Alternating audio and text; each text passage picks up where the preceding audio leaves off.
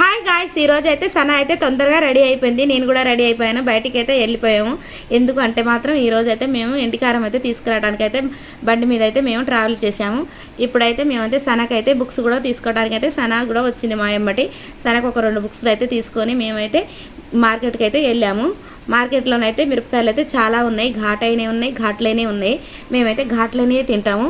వాళ్ళైతే 300 అని చెప్పారు. మేమైతే 200కి అడిగాము. ఒక 5 కిలోలు తీసుకున్నాను. వచ్చి ఇంటికి లేట్ అయిపోయింది. చింత చిగురు పప్పు అయితే చేశాను.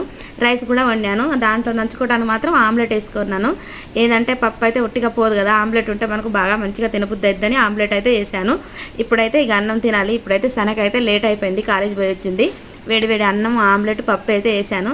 సన అయితే తింటుంది. ఇప్పుడు కాలుతుంది ఒక్కడి నుంచి. చాలా బాగుందని మాత్రం చెప్పింది సన అయితే. మీకైతే ఈ వీడియో నచ్చితే లైక్ చేయండి, సబ్స్క్రైబ్ చేయండి, షేర్ చేయండి. ఇప్పుడైతే నేను కూడా భోంచేస్తున్నాను. మీరు కూడా చింత చిగురు పప్పు వండుకోండి.